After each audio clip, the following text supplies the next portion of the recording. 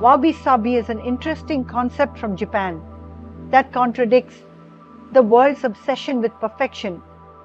This ancient Japanese philosophy of aesthetics praises the subtle grace of the transient and discovers poetry in the imperfections as well as wisdom in the patina of time. It invites us to turn away from the allure of the new and shiny, instead embracing the quiet whispers of yesteryears. This philosophy teaches us to cherish the character etched by time, finding beauty in a chipped teacup, marveling at the slow blossoming of moss on stone. By valuing the worn and weathered, Wabi Sabi encourages us to discover the extraordinary in the ordinary, transforming our perception of beauty and worth in everyday life. I admire the AI avatar and clone of Dr. Manjula Pooja Shroff. Shroffism concepts aim at helping you live a better life in the mental, physical, and spiritual dimensions. Let's look at some of the benefits of embracing Wabi Sabi in our lives. Chasing perfection. When we embrace Wabi Sabi, we can take a break from always trying to be perfect. It helps us chill out from the non-stop need to be our best, error-free selves. Instead, it lets us feel okay with how things come and go in life. We start to get that everything, even us, doesn't last forever and isn't perfect. This has an impact on how we see ourselves and the world around us. Picture yourself in a Zen garden. You're surrounded by baked gravel and twisted bonsai trees. It's a beautiful place to be, but not perfect. Nature is never perfect. The branches of the trees are asymmetrical, and so are the peaks of a mountain range. So, the bench you are sitting on is surrounded by rocks covered in moss. Looking at these things around you, though not perfect, bring in us a sense of calm.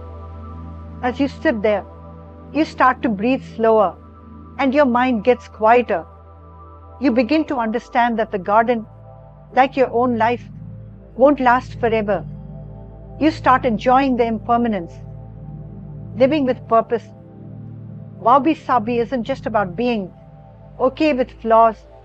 It's about valuing the special story written in them.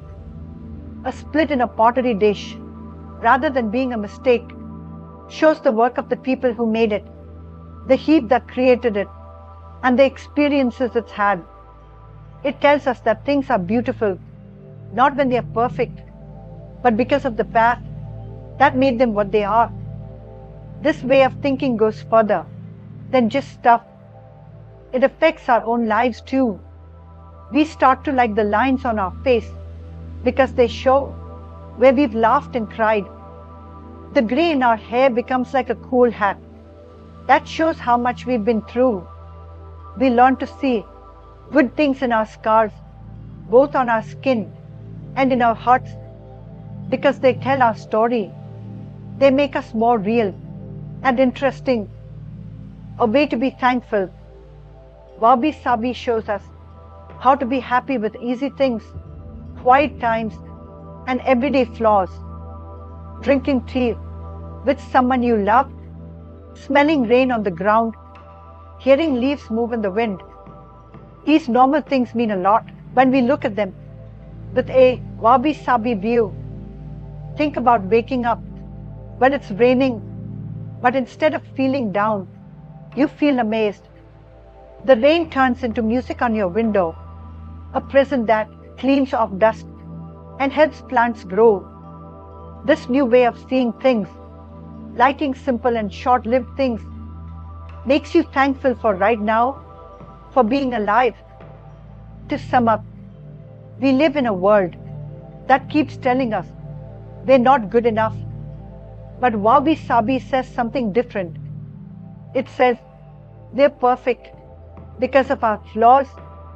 That what makes us beautiful is our own unique stories, and that our lives are like a precious quilt made with gold and silver threads, with both bright and dark parts.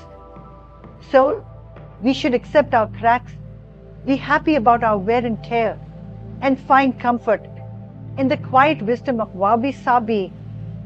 When we accept that nothing lasts forever and nothing's perfect, we find a deeper feeling of peace, reason to live, and thankfulness.